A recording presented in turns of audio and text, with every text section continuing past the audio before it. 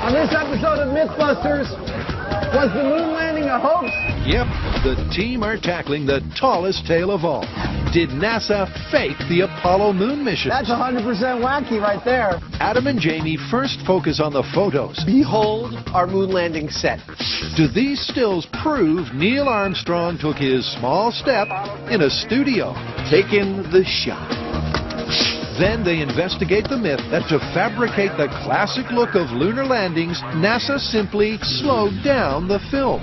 And finally, Cary, Grant, and Tori, Oh my God. These are all vacuum chambers? take on claims that in a vacuum, flags don't flap and foots don't print. In your face, conspiracy theorists.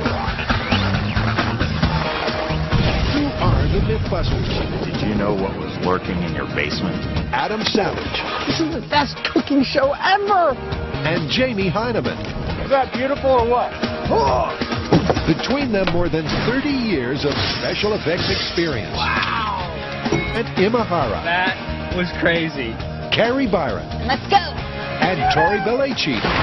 Is this as disturbing as I think it is? They don't just tell the myths, they put them to the test.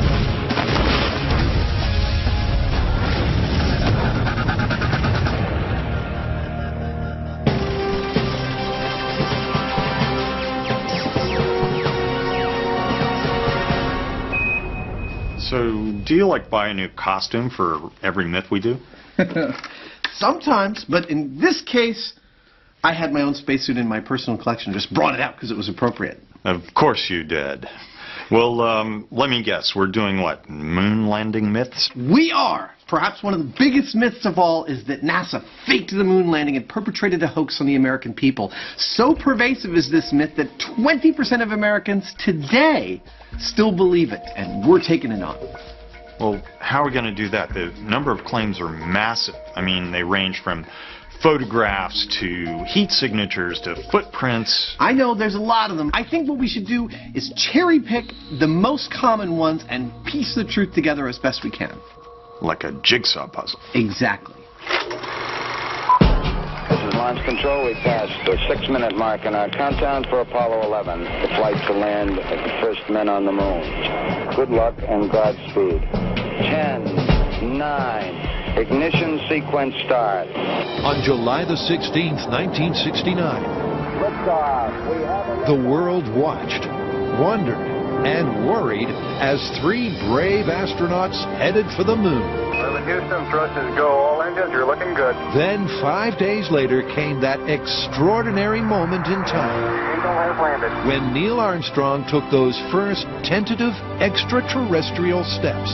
It's one small step for man, one giant leap for mankind. 11 men followed in Armstrong's footsteps, each stride filling the earthbound audience with pride and confidence in scientific endeavor. What a view, isn't it, John? It's absolutely unreal. But did we really leap into the future? Or were we pushed into believing a giant PR stunt? Did NASA pull off the greatest cover-up in human history? Oh, yeah, perfect. Growl like a tiger. Mew like a kitten. Guess what our first myth is? Still photography? Yes!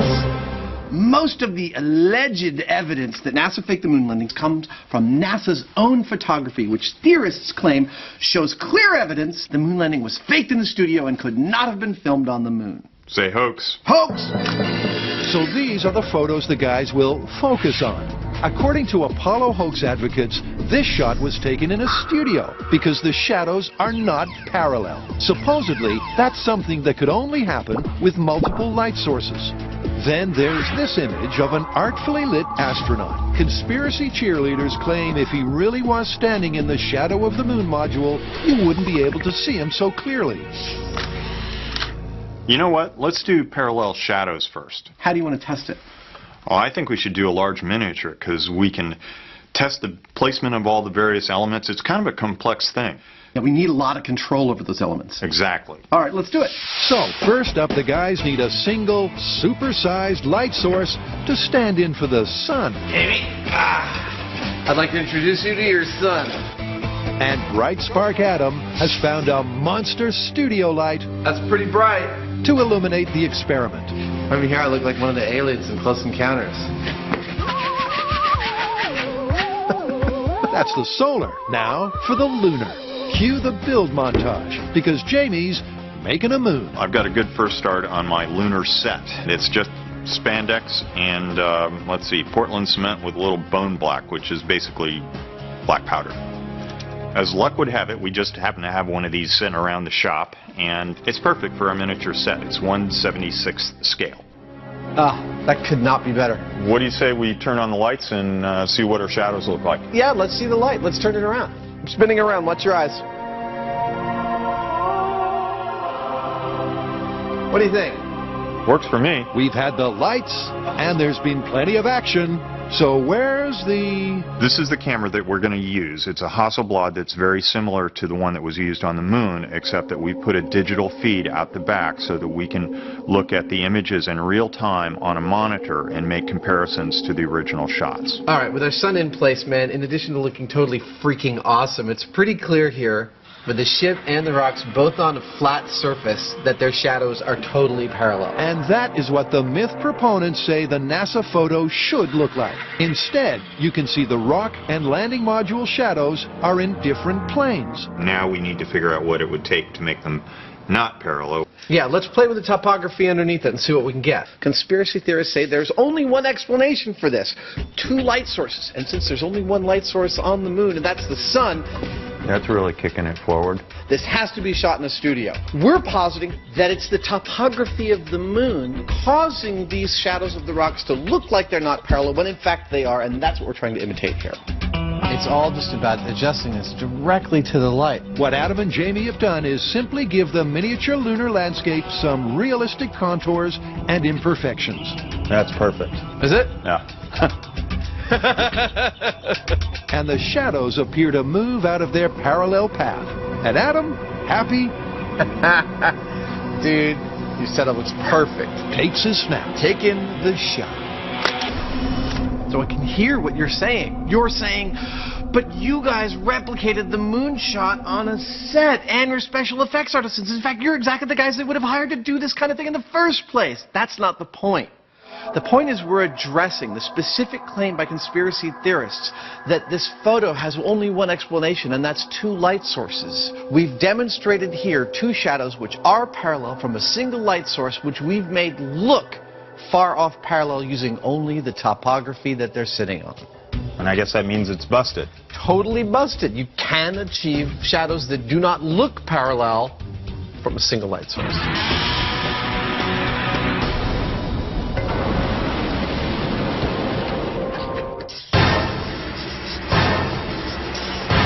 In a vacuum, stay puffed spacemen don't stay puffed for long.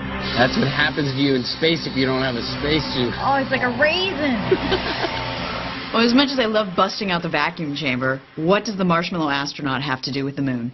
Okay, well, as we know, the surface of the moon is a vacuum. And some of the conspiracy theories contend that the moon landing footage is fake, because some of the things that they did are impossible to do in a vacuum. That's right. There's the one theory about the flag. A lot of people think it looks like it's flapping in the wind. Now, that would be impossible in a vacuum because no air, no wind. Someone actually told me a good one about the footprints. The idea is that the astronauts couldn't leave such distinct footprints on the moon because there's no moisture in a vacuum, and the moisture is what holds the footprint together. So how are we going to test this one? I think we're going to need a bigger vacuum. And like way more marshmallows. These vacuum theories are some of the more convincing in the conspiracy canon. After all, it appears logical that the breeze that fluttered the flag just couldn't be there on the moon. And anyone who's taken a walk on a beach knows only wet sand leaves a definite footprint. So with no moisture on the moon, then these images must be fake.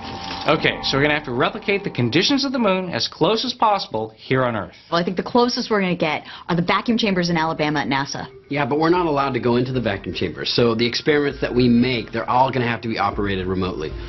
Okay, well, I'd like to do the flag test and build it to the original NASA specifications and then figure out some way to turn it like the astronauts did. All right, well, I'm going to take care of the footprint myth. I was wondering if you can help me with an experiment to demonstrate the whole theory behind this myth. Boys, don't fight. Plenty me to go round. Outside M7, Tori sets up the demo with the closest thing he can find to lunar dust. I decided to borrow my grandfather for this experiment. And I don't think my grandma will mind because, well, there's my grandma. Actually, it's plain old sand, one half of which Tori moistens. Now, conspiracy theorists say that this clean of an imprint is impossible because you need moisture, and since there's no moisture on the moon, this cannot happen. Now, I'm going to demonstrate what they're talking about with the sand here. I have dry sand and I have wet sand. We're going to have Carrie put on a moon boot.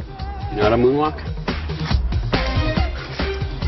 Okay, so the answer is no. She's going to step in both, and we're going to see what kind of impression is left behind. Okay, ready? Yep. All right, do the wet. The wet sand is definitely cleaner than the dry sand. Yeah, you've got some really good hard lines in the wet sand. Yep, the moisture makes the difference. Without it, the imprint is indistinct and nothing like Buzz Aldrin's famous boot print. Now all we need to do is go to the moon, try this for real. I'm just kidding, we don't have the budget. To the moon, Tori! To the moon!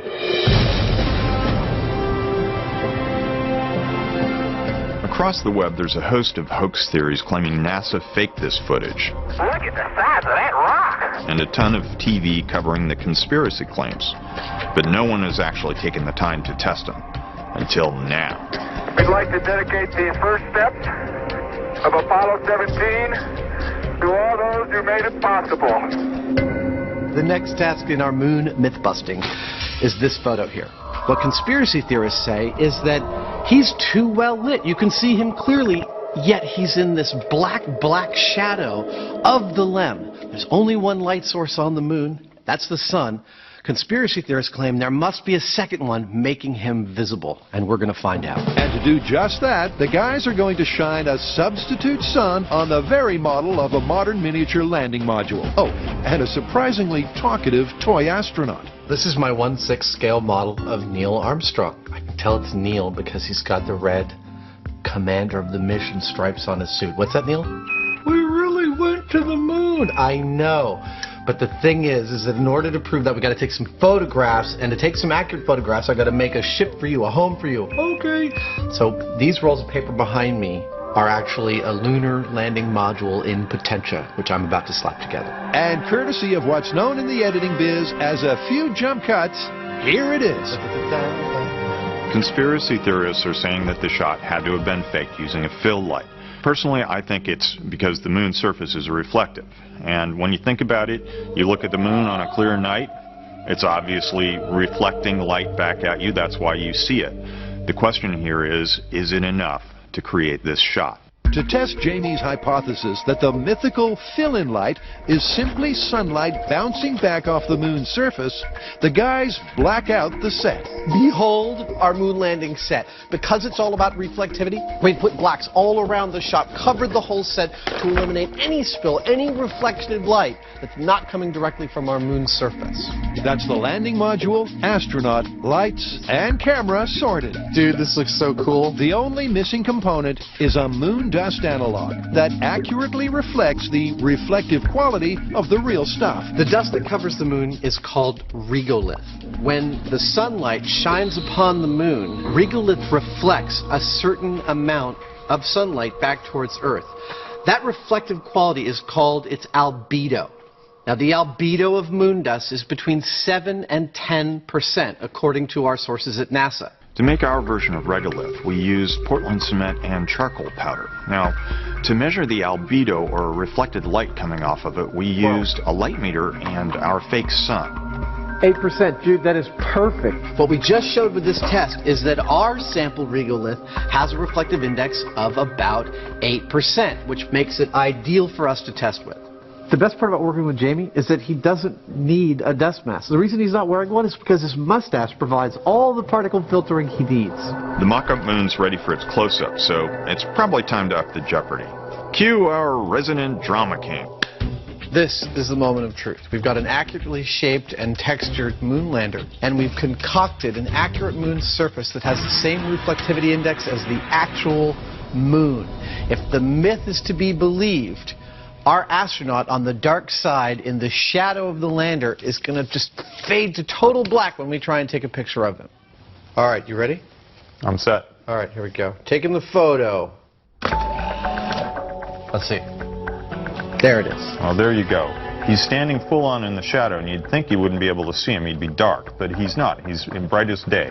The myth here is that you would not be able to see this astronaut this clearly unless there was a secondary fill light illuminating him. Because he's in the shadow and there's only one light source on the moon, he would, by definition, be black. Our photo here proves just the opposite. That with a single light source, with the surface of the same reflectivity as the moon, our astronaut is clearly visible, busting that myth. Well, I think we have enough evidence to wrap up the photography portion of our moon myth testing. I agree. I mean, the conspiracy theorists had a lot of interesting ideas, but by the time you boil away all the hocus pocus, the explanation is really simple. And in our experience, the simplest explanation is usually the correct one. Exactly. Busted. Busted.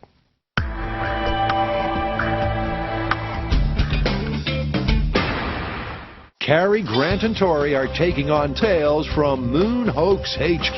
Conspiracy theorists believe the vacuum in space means these footprints are fake, and that flag shouldn't be flapping. This whole idea that the conspiracy theorists have is based on the fact that there is no wind or atmosphere in a vacuum, nothing to blow the flag around.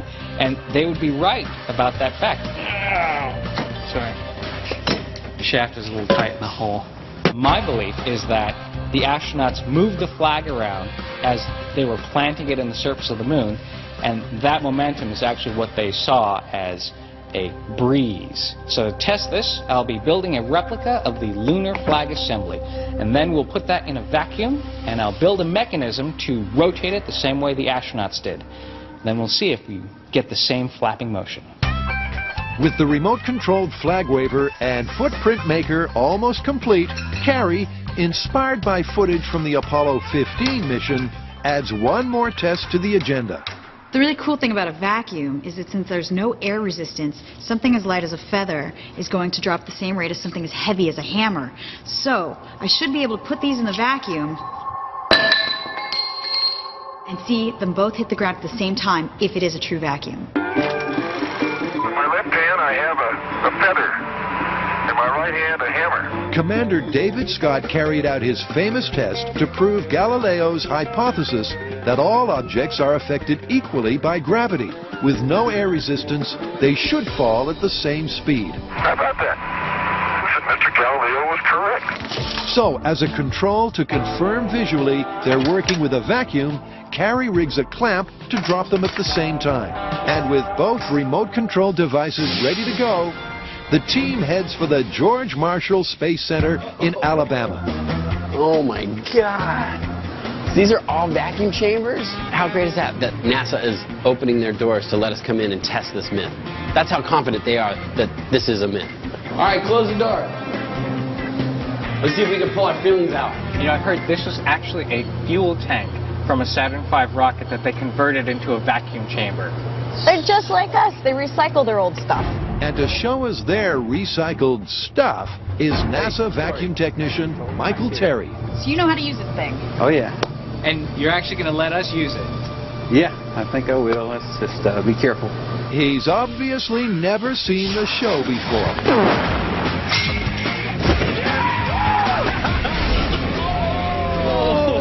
Look at it. It looks like they cut the arms off of a spacesuit. Is that, and wait, does your head go here? Yeah, that's where it goes. That's awesome. Yep, reaching inside a vacuum doesn't come cheap. These are essentially genuine spacesuit parts. How much are these gloves worth? Approximately, they're worth almost $500,000. Michael really hasn't seen the show before. Tap out. Tap out. It's a portable hug. So you're going to show us how to use these? Sure, I'll try to do my best to get you guys to do your hand check. Fingernails need to be kind of shortened up and clipped. The arms are everything I expected. They're all 1950s pop space movie looking kind of robot arms. The only downside is I gotta cut my fingernails. After the mandatory hand check and fitting, the testing can begin for real. And first up, Carrie's hammer and feather rig. It's good enough. It's not like it's rocket science. I don't think you can say that around here. I guess you're right. The team seal the chamber, but for this control, they don't create a vacuum. Atmospheric pressure in 3, 2, 1. Cool. The hammer hit first. Perfect. So the laws of physics still apply. I dropped the hammer and the feather at atmospheric pressure exactly at the same time. Hammer hit first, feather glided down and hit last. So after the air is removed from the chamber, Carrie is ready to repeat the drop. In 3, 2, 1.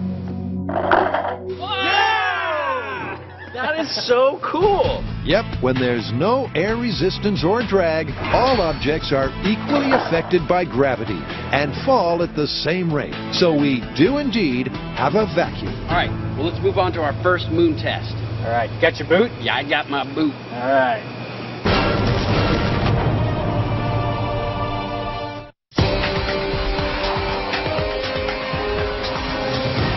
You know, one of the other ways that conspiracy theorists claim NASA botched up their faking of the moon landing is evident, they say, in the movie footage of the astronauts jumping around in the moon's gravitational force. They say it was all done with camera trickery. Like messing around with the frame rates and stuff. Yeah, which falls into the category of special effects, which should be a cinch for us to test. I agree. Let's do it. The myth states that this famous footage was faked by slowing it down. The astronauts are simply skipping around on a film set in slow motion. So are these iconic images full-speed fact or slow-motion fake? Specifically, what are the conspiracy guys saying? Well, they're claiming that when you look at the footage of the astronauts hopping around slowly in the moon's gravitational field, which is 1/6 that of Earth, that movement was achieved not by going to the moon, but by using a special camera which filmed the astronauts at a higher speed than normal, so that when it was projected back at a normal frame rate, the astronauts' movements were slowed down, imitating the way it would look on the moon. Well, we should do exactly that and see what it looks like. That's exactly what I was thinking. Let's do it. And to recreate their very own moonwalk, they're back at the Alameda Naval Base and Building 24. You ready? Ready as it's gonna be. Here they've been wet and wild while running in the rain. Well, I gotta tell you, I'm pretty happy about this thing right now. They've gone up like a lead balloon. It's time to burn for science. And blazed a burning trail. But this time, they're shooting for the moon. So, welcome to Mission Control. Here at Command Central, we're going to take as our jumping off point in testing this myth, NASA's actual footage of the moon landing. We're going to try and replicate several of the gestures we see the astronauts doing on the moon. And the three we've narrowed it down to are jumping straight up into the air. Come on out here and give me a salute. Big Davy salute. Off the ground, before. Skipping, which is a kind of a two-leg hop. Notice he puts both feet on the ground at the same time with each jump. And it looks like it's a really efficient way to move around. The third is just a straight leg-over-leg run. We're going to match the camera angle and match the technique supposedly used to fake it and see what we get. With those three actions and camera angles in mind, we can begin phase one of the test. As a point of comparison, Adam will simply recreate the myth. In full costume, he'll run, jump, and skip as if he's bounding around on the moon, and then we'll slow down the tape and take a look. This is called the Snoopy Cap. It's the Mythbuster motto. If it's worth doing, it's worth overdoing.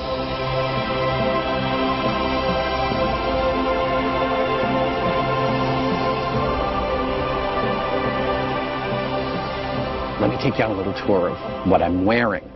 This is in fact a wedding present from my crew a few years ago. But when I got it, it was lovely but not quite accurate enough. So I redid the gloves, I added my label, I did a wrist checklist, I did the correct watch, I added all the hardware attachments, all the labeling on the front pack and the backpack. I decided to make myself the mission captain with the red stripes. And this is the first time I've ever gotten to wear it all at once. I've got a lot of tools and gadgets and stuff. Adam has spacesuits. By the way, I should point out, this is not a real spacesuit. It's just my wear-around-town spacesuit.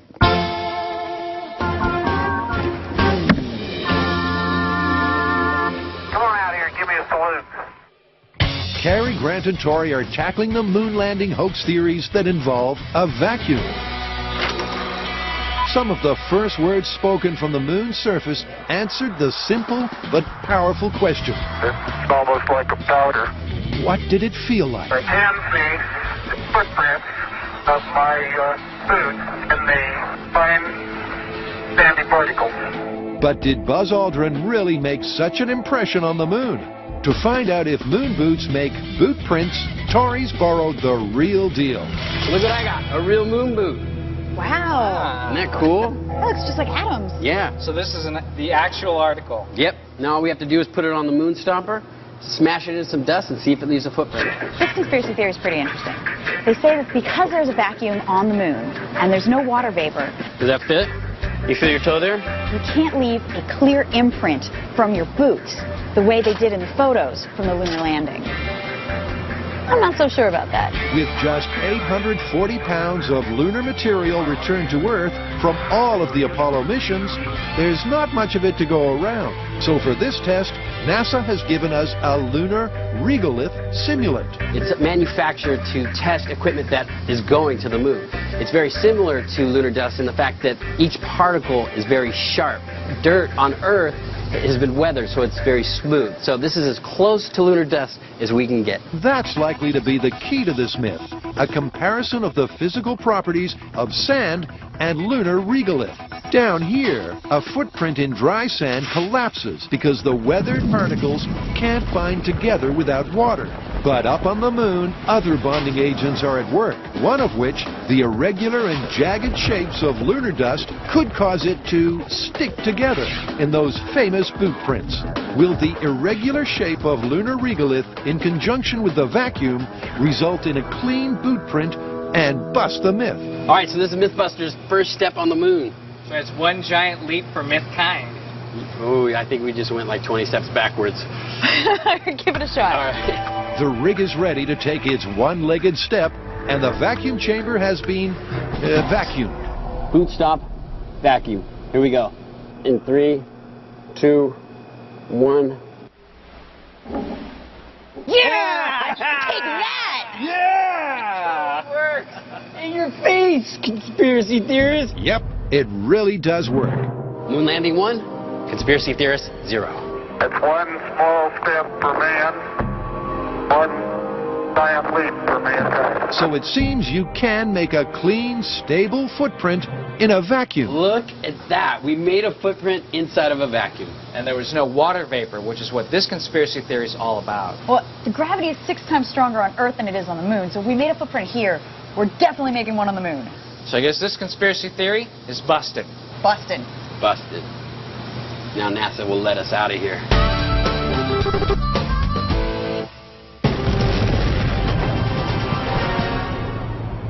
We choose to go to the moon in this decade and do the other things, not because they are easy, but because they are hard. John F. Kennedy started the race to the moon in a speech he gave in 1961, famously challenging the nation's finest minds to shoot for another world. Less than a decade later, they succeeded, and eventually 12 astronauts left their mark on the moon's surface. Or did they? To find out, Adam and Jamie are testing the myth that to fake the footage, NASA filmed it in a studio and then slowed it down. Now I've seen the movement. I'm going to try and practice jump here. And to test that claim, Adam and Jamie will do exactly the same. By recording at 48 frames per second and playing back the tape at the regular 24, you get beautifully smooth slow motion. All right, do the run. With this effect, Adam's movements do have a certain weightless quality. But to be sure if it's the technique NASA used, we have to simulate 1/6 gravity, repeat the 3 actions, and then compare the footage. Now it's time to break out the gravity rig. And this was put together for us, purpose-built by Trapeze World. With years of experience in designing gravity-defying circus rigs, Trapeze World are the perfect guys for this job. So Graham, you got the rig all set up. How's it work? Well, we'll have Adam in a harness, which is attached to a set of bungees, which is then attached to a tracking system that allows us to move him forward and back.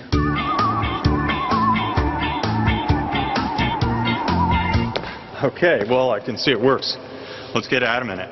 The gravity rig is designed to give me total freedom of motion while making me weigh exactly what an astronaut on the moon would weigh. That is 1/6 of what that fully loaded astronaut would have weighed on Earth.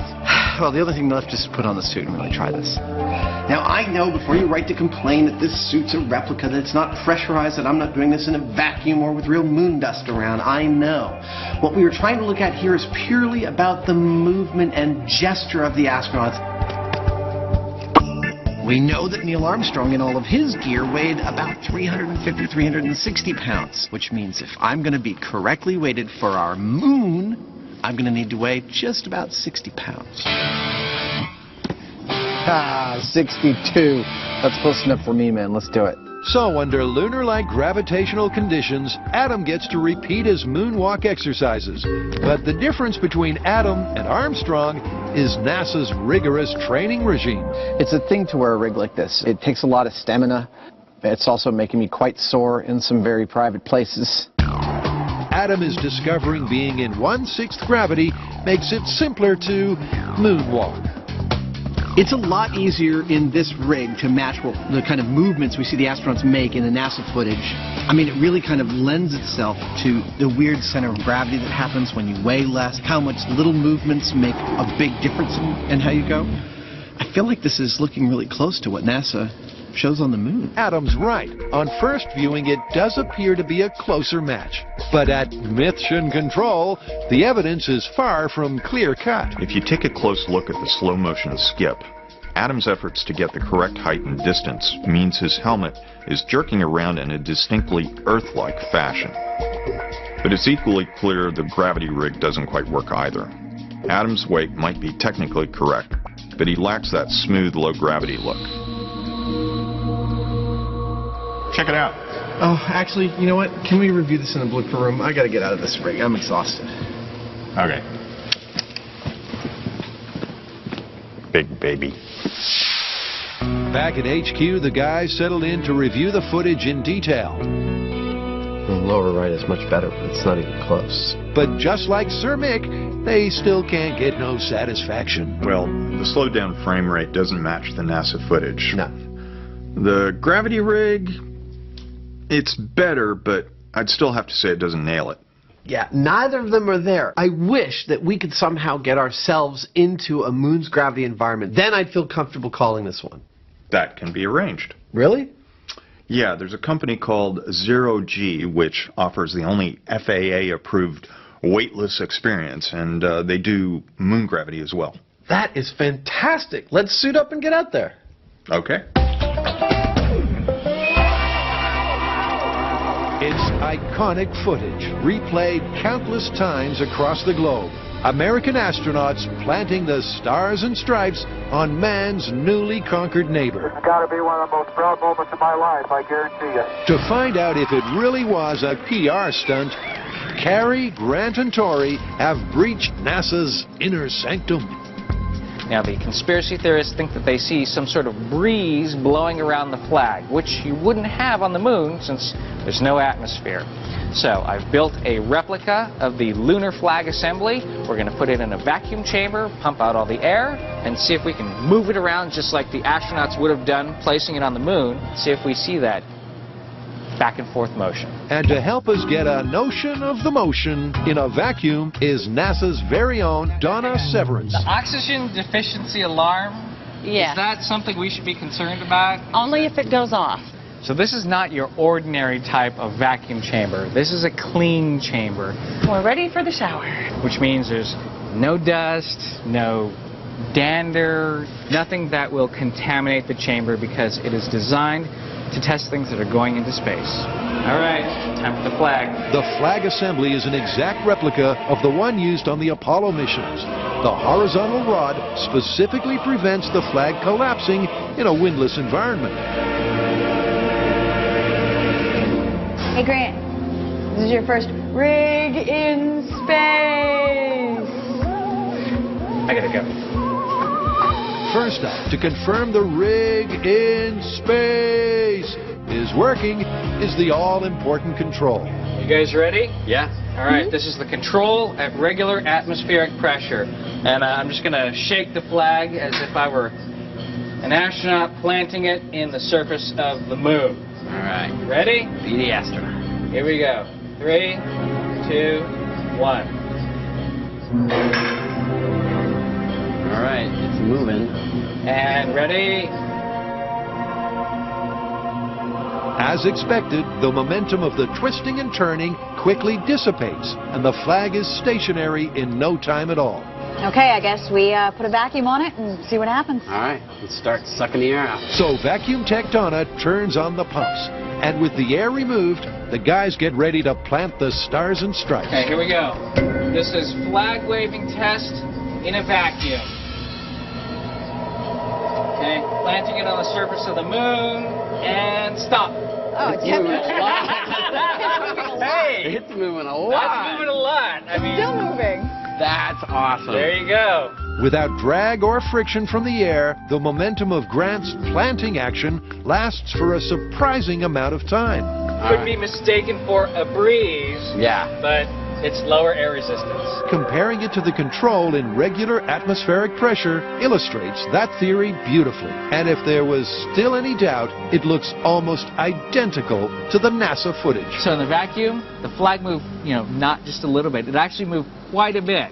So that proves you don't need wind in order to move the flag in a vacuum.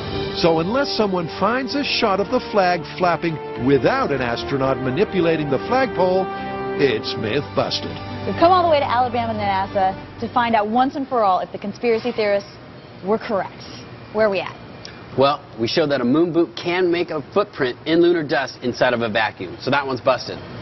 And momentum alone will keep a flag waving in a vacuum. You don't need any wind. So NASA 2, conspiracy theorists 0.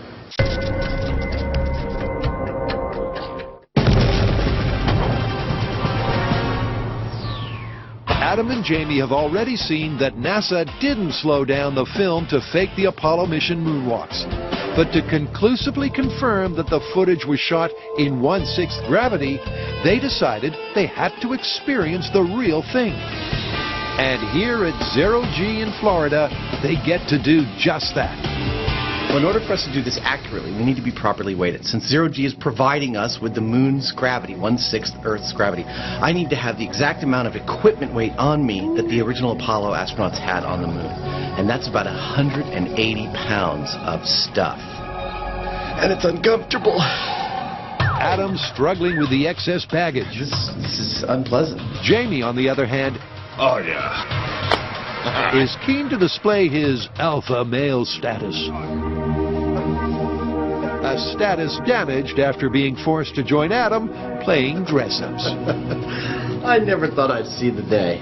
With the weigh-in complete, it's time for the pre-flight briefing with in-flight info from 0G's Elizabeth Underwood. Elizabeth, now that we're just about to go on, I want to know, how good a simulation of zero gravity is this? It's not a simulation at all. It is the real deal. It's the exact same technique that NASA's been using to train their astronauts for the last 50 years. And it works like this. A series of parabolic arcs will give the passengers the physical sensation of weightlessness. And just for us, the pilot will adjust the angle of the parabola, making the microgravity in the cabin an exact match to the moon's gravitational pull, which just leaves the guys to step up, strap in, take off, and suit up. I look good, right? Good. I look damn good. So right now, I'm loaded up with an extra 180 pounds on my body.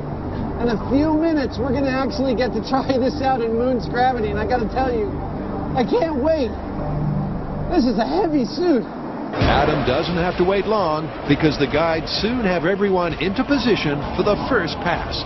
And as G-Force 1 gently arcs into its dive... Oh, that feels cool. Adam and Jamie... Oh, here it comes. ...know what it feels like to walk on the moon. Whoa! Wow!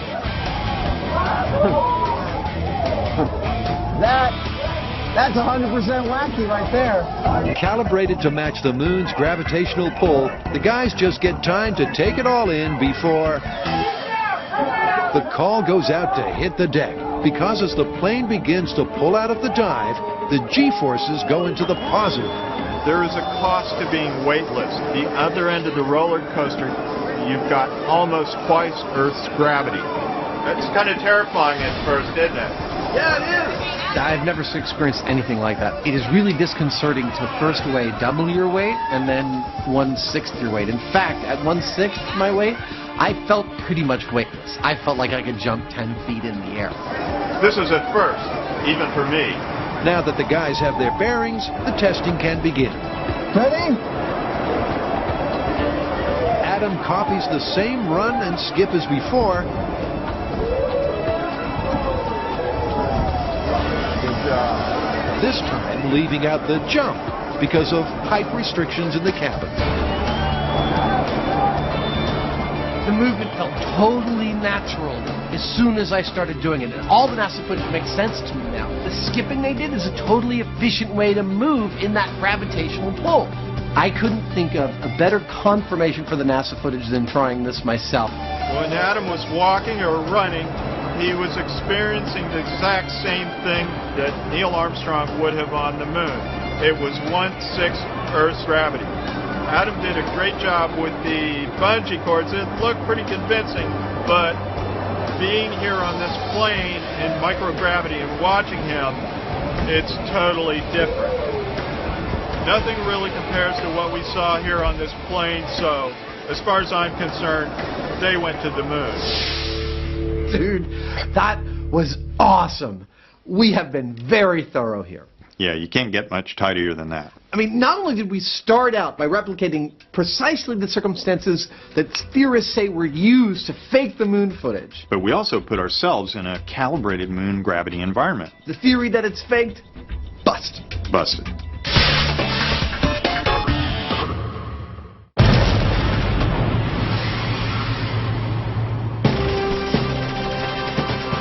When the team began their lunar lunacy jigsaw puzzle, Say hoax. Hoax! they knew they couldn't cover every conspiracy cheerleaders claim. This is the moment of truth. But the few pieces they have put in place That means it's busted. Totally busted. tell the same story. In your face, conspiracy theorists! With the fat lady waiting impatiently in the wings, there's time for just one final test. And not just any old test, but the ultimate proof of man's moon mission. To really put the final nail in the coffin, we should build our own rocket, which we've done before, and go to the moon, collect some of the Apollo hardware that was left there, and come back, and we'll prove that man actually was on the moon. I wish we could do that. I have, however, the next best thing. What's this?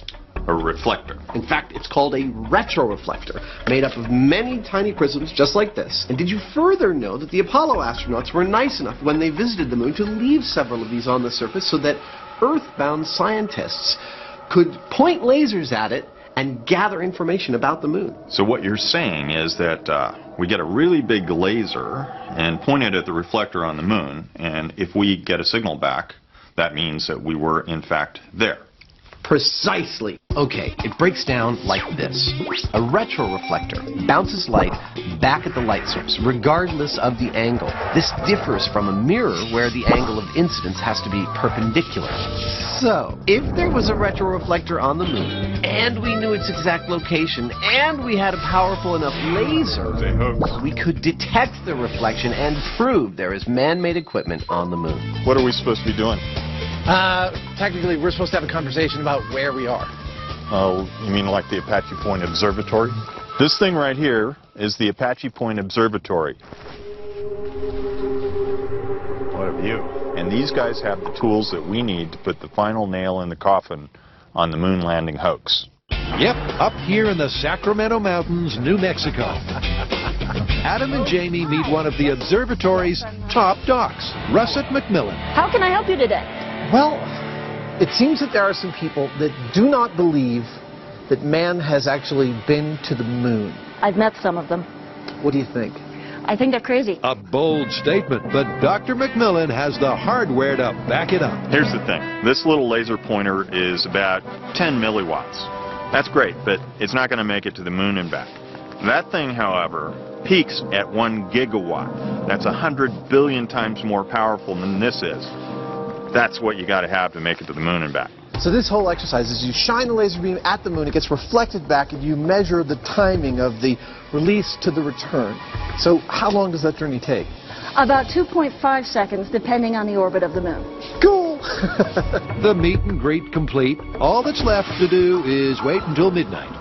Space Command has given us a 1-hour window when the night skies from here to the moon are clear of satellites. While they wait, here's Adam trying unsuccessfully to keep the lid on his inner geek. This is actually not a bad imitation of exactly what's on the moon that we're shining the laser into. In fact, the specific one we're shining into was left there by the Apollo 15 crew. Now, we're firing on the order of 200 quadrillion photons per laser pulse at that reflector, and we're getting between 1 and 3 photons back per pulse if we're lucky. That's not something that you can see with the naked eye. In fact, it's something that can only be picked up by the most sensitive of collectors, and hopefully, when we get that photon back, we'll see a spike like that on the screen. I am slewing the telescope to the lunar highlands. Slew away. Test number 1. Shining our laser at a portion of the moon's surface devoid of all man-made objects, including retroreflectors, known to locals as the lunar highlands. There's the moon. You can see the craters. Wow. With the laser pointed at a random location on the moon's surface, Initiating laser. Dr. McMillan pulses 200 quadrillion photons into the night sky. So we're shining the laser on the lunar highlands now, and we're getting nothing back except background light. As expected, the lunar regolith, with its reflectivity index or albedo of approximately 8%, simply scatters the beam, and the sensors back here at the observatory detect no reflected light. Now I'm going to move to Apollo 15. Woohoo! Apollo 15, crewed by Scott, Irwin, and Wharton, set down at the base of the lunar Apennine Mountains, which is where they placed the retroreflector. Wow. That's the location where Apollo 15 landed on the moon. That is so cool. Initiating laser on retroreflector from Apollo 15. And there's a spike beginning to stand out. Is that it? That's the return from Apollo 15. Light returning from the laser retroreflector at exactly the wavelength and distance that we were expecting. That is so cool. I know you do this like 100 times a year, but it's really thrilling to watch it happen right in front of us. Not just thrilling, but conclusive. Look, I'd love to go to the moon, but I can't. At least not right now. So we did the next best thing. We shined that laser at the moon on the second test, and we got a clear spike back.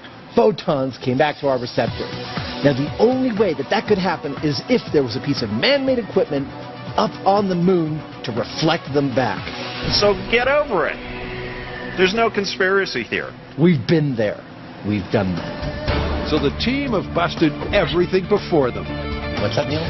We really went to the moon. And compounded those 5 results with evidence of lunar-bound man-made equipment. This moon mystery jigsaw puzzle is complete.